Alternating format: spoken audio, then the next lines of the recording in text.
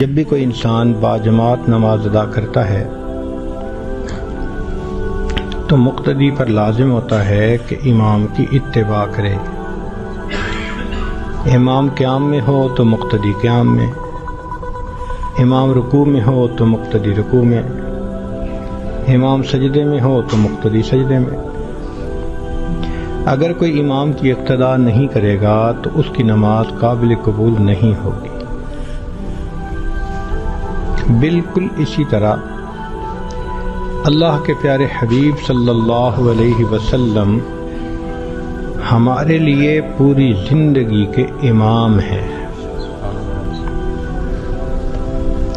چنانچہ جو آدمی اپنی زندگی کو نبی علیہ الصلوۃ والسلام کی تعلیمات کے مطابق، طریقوں کے مطابق، سنتوں کے مطابق گزارے گا، اللہ رب العزت کے ہاں اس کی زندگی قبول ہوگی، وگرنہ قبولیت کے اندر رکاوٹ ہوگی۔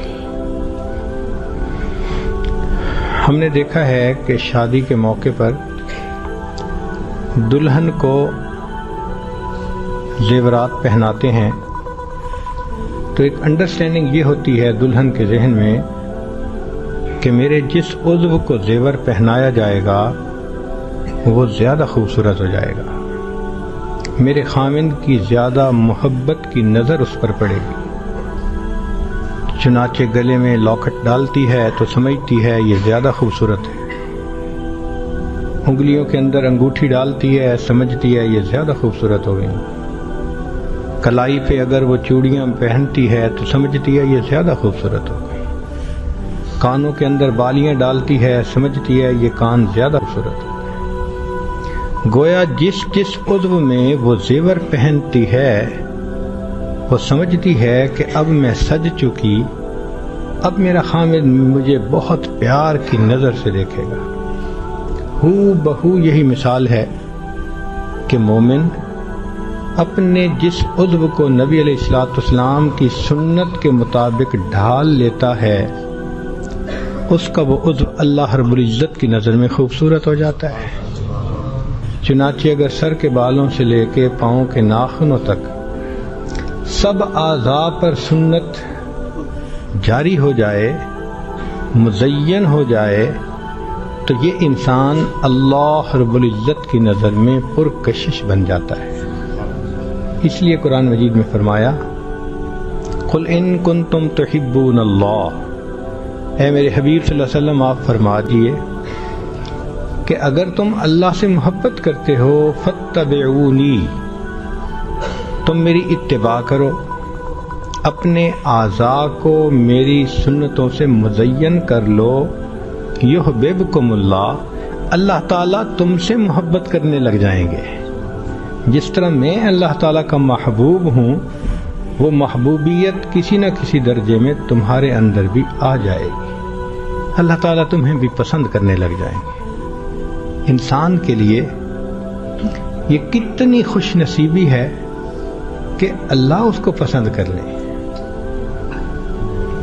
لوگ تو کہتے ہیں نا ہم اللہ سے محبت کرتے ہیں، ہم اللہ سے محبت کرتے ہیں۔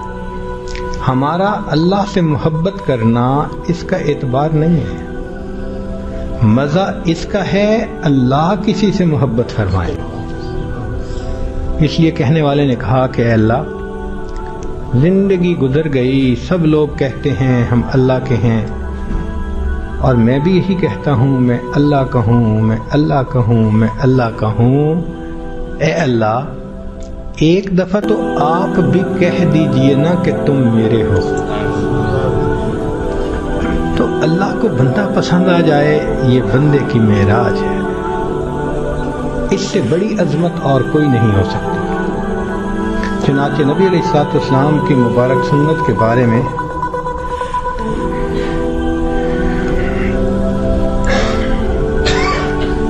امام مالک رحمۃ اللہ علیہ فرمایا کرتے تھے ان سنت مثل سفینۃ نوح علیہ السلام من رکبہا نجا، کہ سنت کی مثال نوح علیہ السلام کی کشتی کی مانند ہے، جو اس میں سوار ہو جاتا ہے وہ نجات پا جاتا ہے۔ تو جس نے اپنے آپ کو سنت کے سفینے پہ سوار کر لیا وہ زمانے کے فتنوں سے محفوظ ہو گیا۔